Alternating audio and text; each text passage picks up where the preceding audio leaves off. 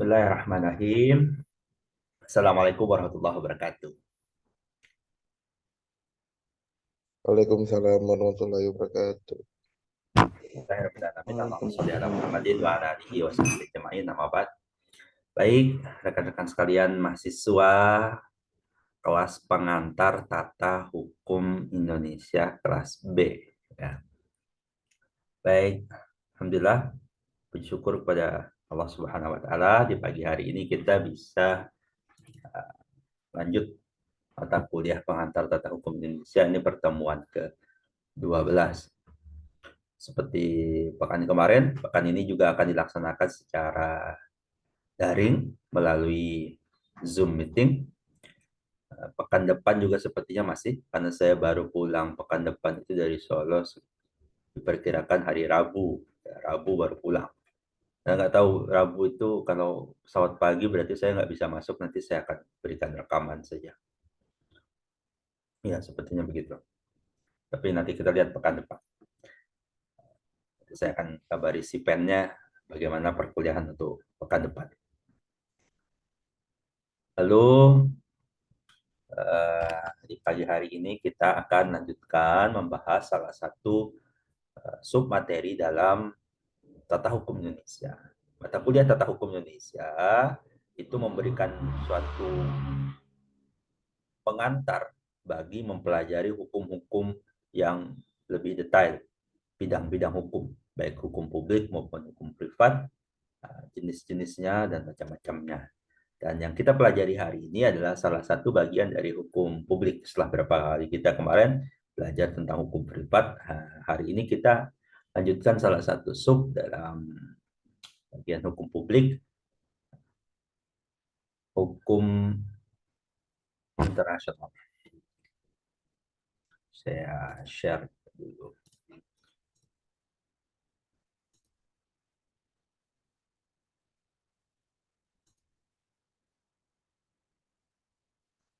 Oke. Baik.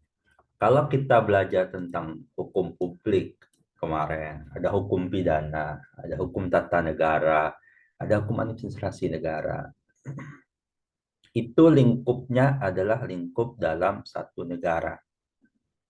Lingkupnya ada dalam satu pemerintahan tertentu.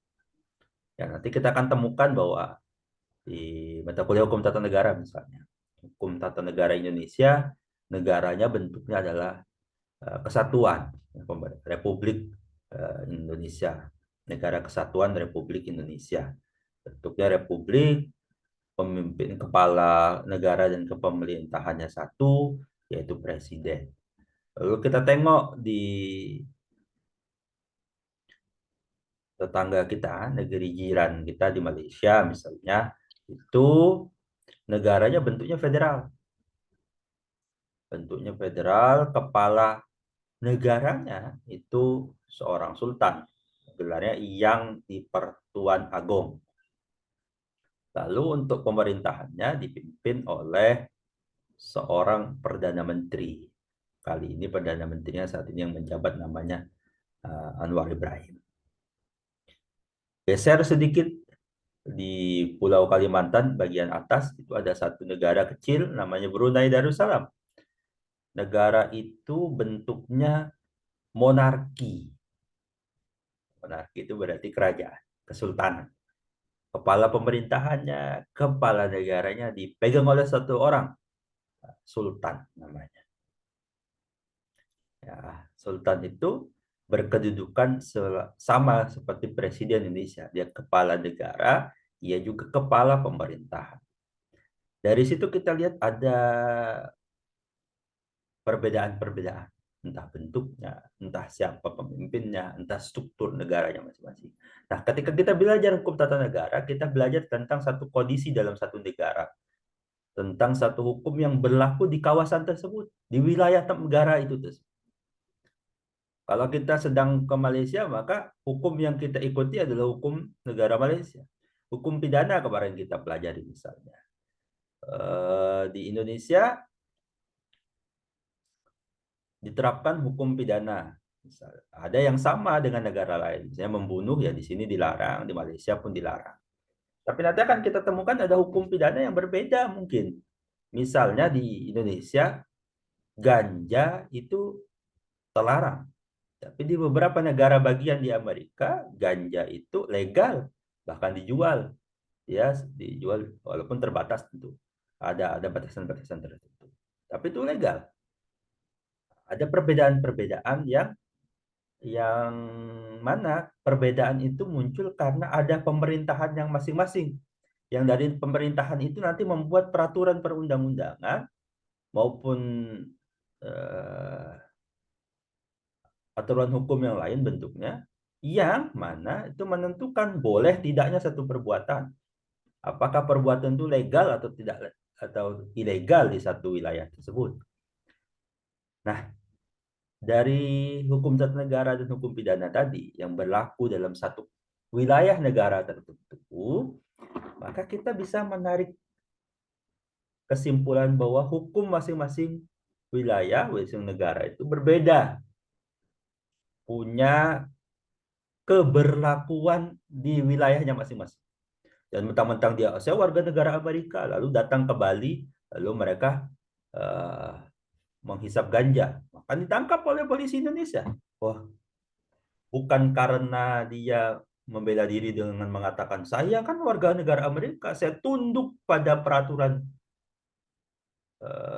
negara saya. Kita melihatnya bukan dari warga negara yang mana, tapi kita melihat perbuatan tersebut dilakukan di wilayah mana. Nah, dari sini bisa tergambar gambaran tentang hukum-hukum publik tadi. Namun, di luar hukum-hukum publik yang sifatnya terbatas oleh lintasan negara, ya, kita hari ini akan bicara tentang satu hukum yang mendobrak batas-batas dan menjadikan negara itu bukan lagi sebagai pengatur aturan hukumnya. Bahkan negara itu menjadi satu subjek hukumnya. Bisa jadi negara itu bahkan dihukum, diberikan hukuman oleh yang berwenang nanti. Nah, tentu kita nanti tanya siapa tuh yang berwenang menghukum negara. Itu pertanyaan-pertanyaan yang akan muncul ketika kita bicara tentang hukum internasional. Nah, di mata kuliah pengantar ini kita akan sekedarnya saja menengok sedikit. Oh, kira-kira gambarannya tuh seperti ini. Sehingga nanti Kak Saudara di semester 3 atau semester 4 akan ketemu tuh. Oh, hukum ini yang kemarin kami diberi pengantar waktu PTHI. Nah, saya akan mempelajarinya lebih dalam. Nah, gitu. Saudara akan merasakan itu ketika nanti ketemu mata kuliahnya. Hukum internasional. Totalnya nanti 2 SKS.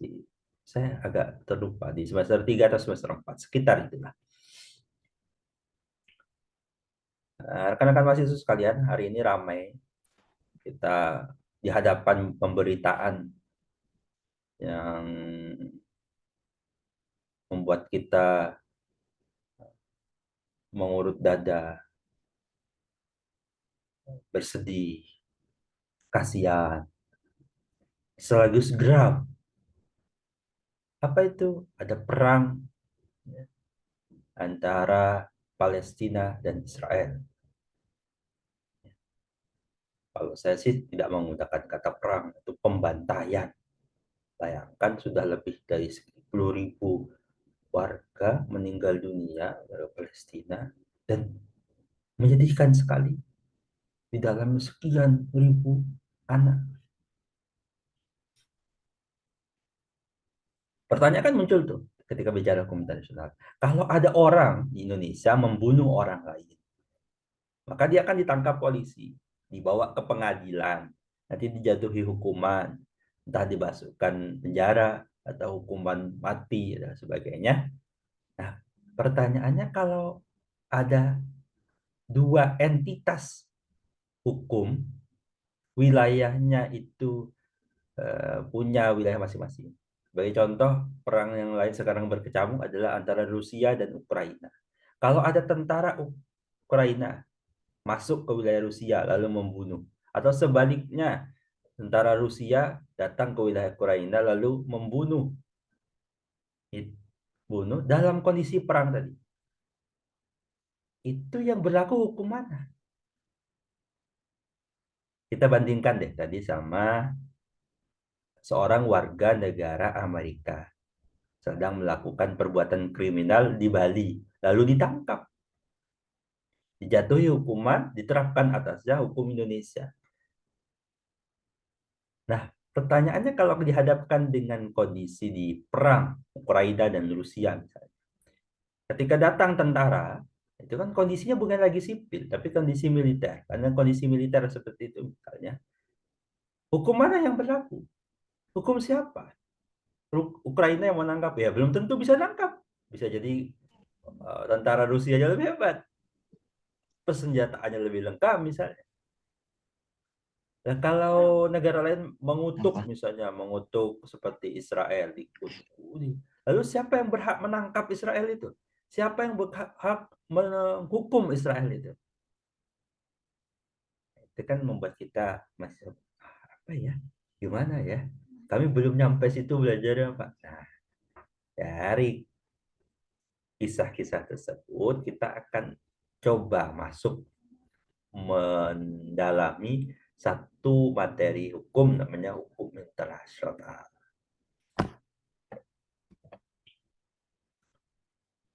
Seperti saya sampaikan tadi, yang kita pelajari di hukum internasional ini adalah hukum publiknya. Karena sebenarnya ada juga hukum privatnya, hubungan ekspor impor, itu kan urusannya lintas negara juga, tidak lagi terbatas wilayah negara. Lalu nanti ada bicara tentang macam-macam lah, kalau ekspor impor atau perdagangan lintas negara dan sebagainya.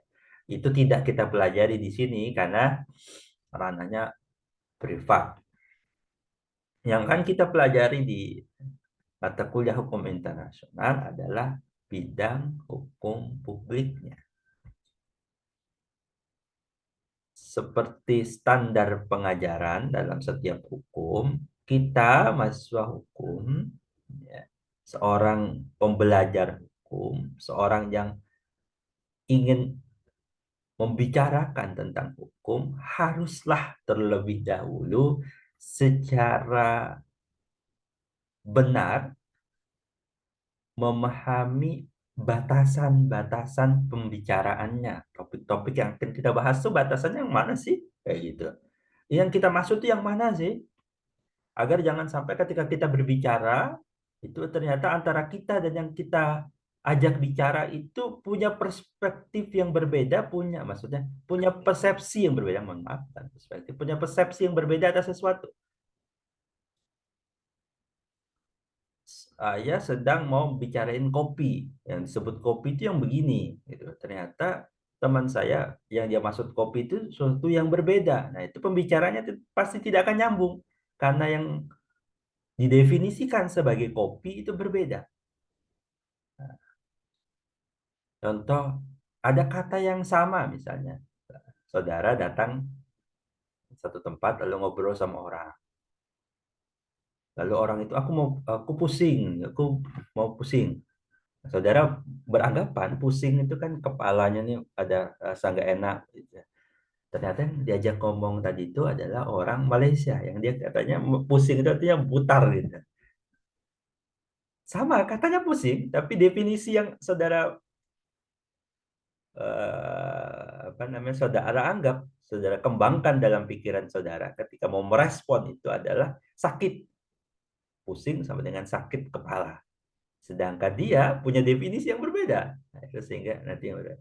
Sama kayak pernah saya waktu ketemu orang Malaysia itu di Bandung waktu itu, uh, ke sini naik apa?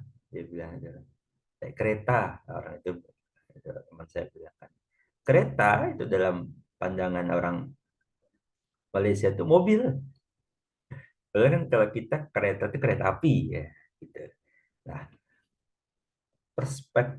persepsi-persepsi itu harus disamakan dulu ketika mau membincangkan sesuatu. Termasuk kalau kita belajar tentang hukum internasional, kita harus tahu nih, yang kita maksud hukum internasional itu apa.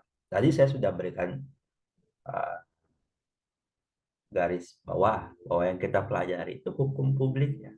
Jadi tidak kita bicarakan hukum privatnya. Nah, ini kita lihat sedikit para ahli membicarakan tentang hukum internasional. Dan salah satu pakar namanya Profesor Mukhtar Kusuma Atmaja, dosen di Pajajaran, Universitas Pajajaran.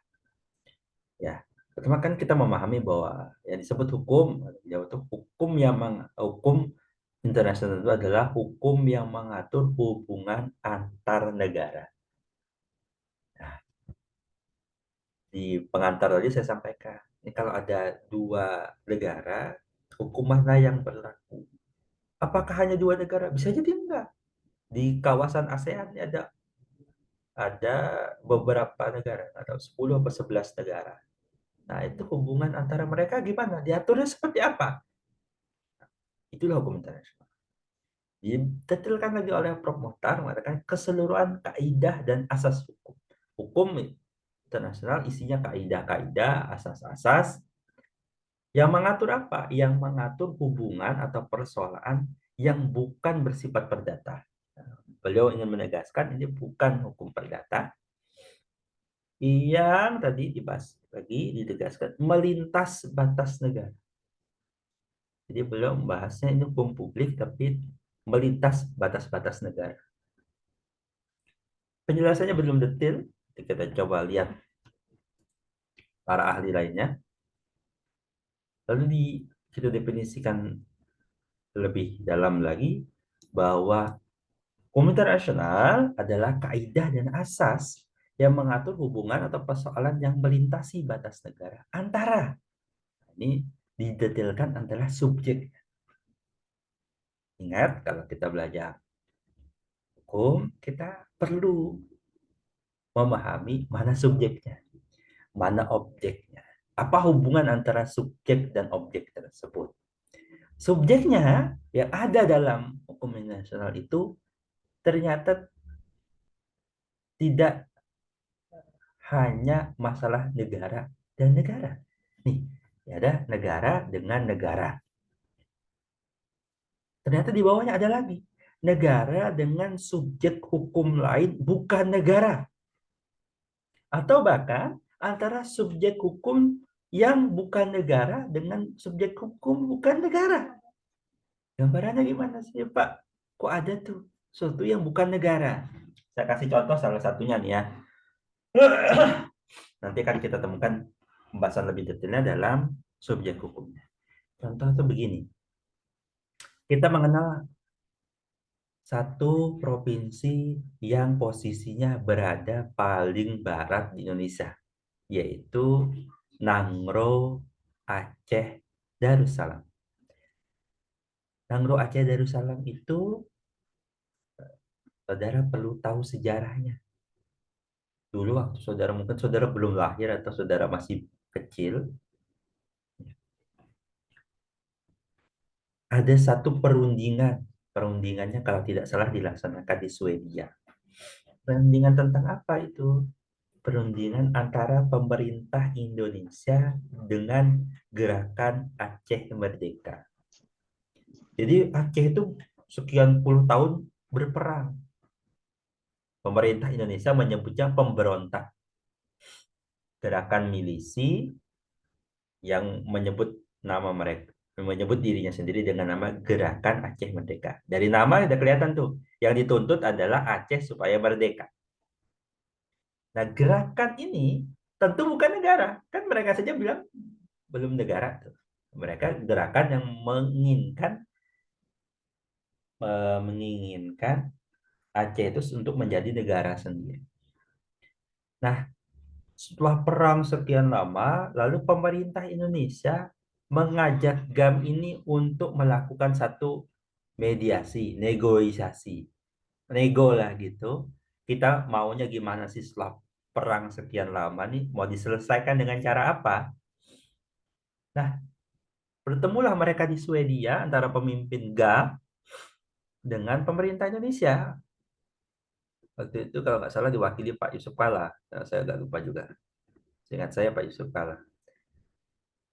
Silakan dikoreksi kalau saya salah. Tapi pemerintah Indonesia dia hadir lalu menyepakati beberapa kesepakatan. Nah, kesepakatan yang mereka lakukan itu kan bukan antara negara ke negara, bukan from government to government, tapi antara satu pemerintahan dengan satu subjek hukum yang oleh pemerintah Indonesia sebetulnya pemberontak dan kelompok saja.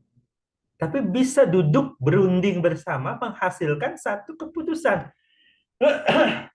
Sebagai contoh keputusannya apa? Di Aceh sekarang itu dulu namanya Provinsi Aceh, dirubah jadi nama provinsinya. Itu salah satu hasil kesepakatannya adalah dirubah jadi Nangro Aceh Darussalam. Lalu di Nangro Aceh Darussalam, hasil kesepakatan itu tetap berada di wilayah Indonesia, tidak merdeka. Tetapi diberi beberapa keistimewaan. Salah satu keistimewaannya adalah diterapkannya syariat Islam di sana. Tuh, diperkenankan untuk mengatur syariat Islam di sana. Dia negara Aceh dari sana. Makanya kalau saudara kalau ke Aceh itu, saya pernah lihat apa namanya, ada seorang Pusmania lah itu. Di YouTube itu ada Pusmania, dia suka ikut perjalanan naik bus lah. Salah satunya sampai ke Aceh. Di Aceh dia bingung waktu mau ngambil uang di ATM. Oh, nyata banknya itu cuma ada dua. Saya sebut merek ya nggak apa-apa. Cuma ada BSI sama waktu itu sama Bank Aceh. Itu bank syariah. Cuma ada dua itu. Kenapa? Bank konvensional yang ribawi itu haram berdiri di Aceh. Nah, ini salah satu bentuk penerapan syariat Islam di sana. Kenapa bisa mereka berbeda dengan provinsi lain? Ya karena itu tadi, itu hasil dari kesepakatan damai antara pemerintah Indonesia membujuk Agam untuk kembali ke Indonesia, tidak diperangi, tapi tolong GAM tidak lagi menuntut kemerdekaan. Cukuplah kami beri keistimewaan, diberi hak hak spesial-spesial tertentu lah gitu. Itu yang ya, disebut dengan perundingan antara negara dengan subjek hukum internasional, bukan negara. Gambarannya gitu. Ada lagi keterangan tambahan dalam definisi ini. Karena hukum internasional yang dimaksud adalah hukum publik, maka tidak termasuk hubungan atau persoalan internasional yang diatur dalam hukum perdagangan internasional. Kita tengok lagi ada ahli lain, namanya Starke. Dia memberikan gambaran bahwa hukum internasional itu adalah keseluruhan hukum yang untuk sebagian besar terdiri dari, nah ini isinya, berarti kan isinya yang diatur itu adalah prinsip-prinsip dan kaidah-kaidah perilaku yang terhadapnya negara-negara merasa, saya garis bawahi, merasa dirinya terikat apa? Terikat untuk mentaati. Kenapa ada frase merasa? Karena ternyata tak semua negara mau tunduk. Contohnya perang Israel tuh, yang menyerang Palestina. Apakah dia mau tunduk sama banyak aturan? Enggak. Dia bunuh ya anak kecil itu. Aturannya tidak boleh. Dalam perang tidak boleh membunuh anak-anak.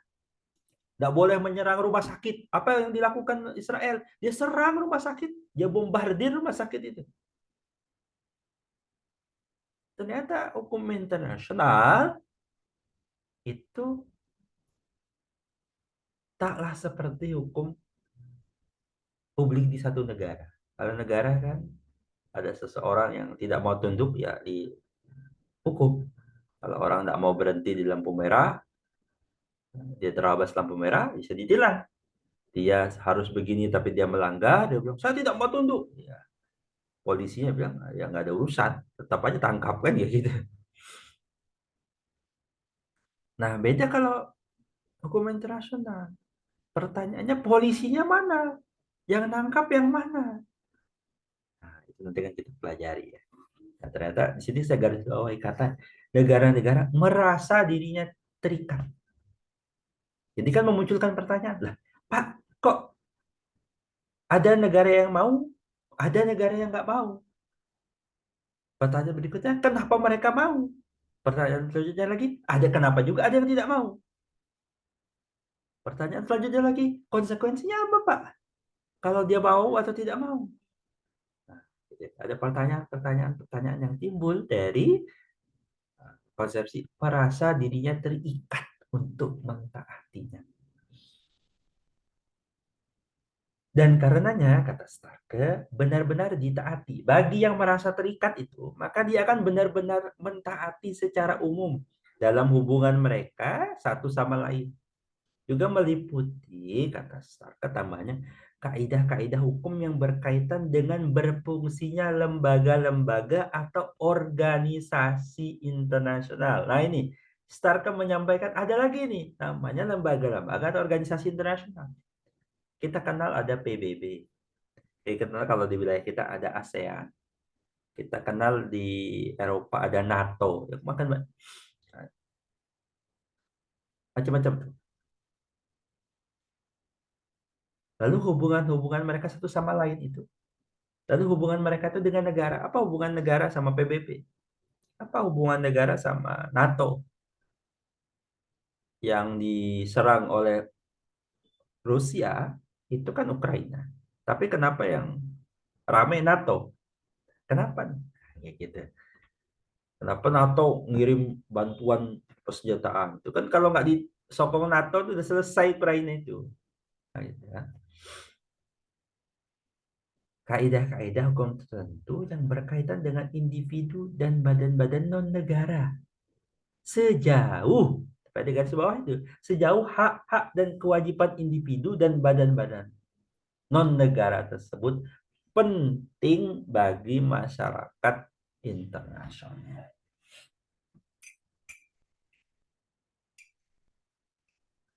Mohon maaf ini sudah muncul peringatan. Uh, Waktunya ini kan Zoom-nya free jadi limit 40 menit. Nanti kita akan berhenti sejenak, kita mungkin sekitar 5 menit kita break. Lalu nanti saya kasih link yang baru. Disimpulkan dari definisi tadi, Muhta dan Starke tadi, subjek hukum internasional itu adalah negara dan non-negara. Non-negara ini bisa macam-macam yang kita temukan dalam subjek pembahasan subjeknya. Isi atau ruang lingkup pembahasannya apa? Ya, persoalan antara subjek-subjek hukum itu, baik negara dengan negara, negara dengan non-negara, non-negara dan dengan non-negara. Maka kita akan temukan sebagai akhirnya dari definisi ini adalah istilah-istilah yang dipakai juga yang sinonim dengan hukum internasional. Ya, ada hukum bangsa-bangsa, the law of nation. Ada hukum antar bangsa, the law among nation. Hukum antar negara, interstate law. Ada international law. Lebih spesifik lagi, public international law. Itu istilah-istilah yang sinonim saja. Intinya membahas tentang apa yang tadi didefinisikan. Kita berhenti dulu di sini, di sesi pertama. Kita akan ketemu sekitar 5-10 menit lagi. Saya akan kasih link berikutnya. Demikian, saya Heri. Assalamualaikum warahmatullahi wabarakatuh. Waalaikumsalam.